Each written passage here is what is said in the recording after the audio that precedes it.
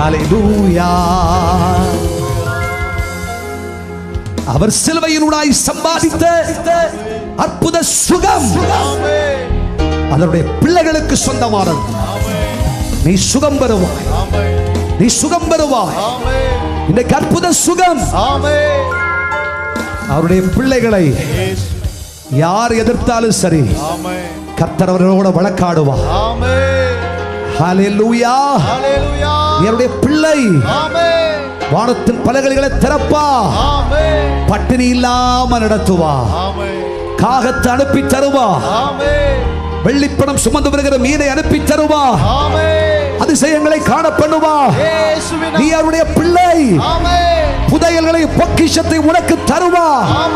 நீ அவருடைய பிள்ளை, உனக்கு ஒரு நன்மைக்கு குறைவில்லை, உனக்கு ஒரு நன்மைக்கு குறைவில்லை. அவர் சகலவற்றையும் சம்பூர்ணமாய் அருளுவார். ஹல்லேலூயா. விசுவாசிக்கிறீர்களா?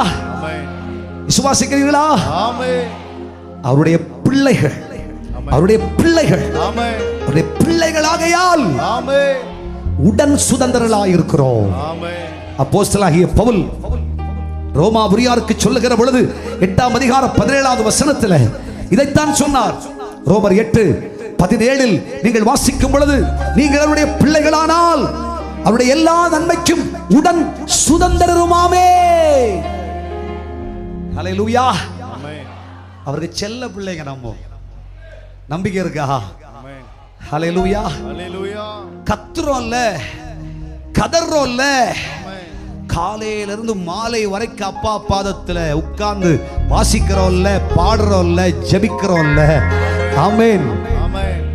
பிள்ளைகள் தான், ஆனா இப்படிப்பட்டவங்க ரொம்ப செல்லமான பிள்ளைங்க. ஹல்லேலூயா. ஹல்லேலூயா. பசிய பார்க்காம, தூக்கத்தை பார்க்காம, ஐயா சம்பாத்தியத்தை பார்க்காம, சம்பளத்தை பார்க்காம, இயேசு இயேசுன்னு சொல்லி, வாழ்க்கை இயேசு இயேசுன்னு சொல்லி, அப்பான்னு சொல்லி அவரை கட்டியா பிடிச்சுக்கிற அத்தனை பேரும் அவருடைய செல்லமான பிள்ளைகள், உடன் சுதந்திரருமாமே.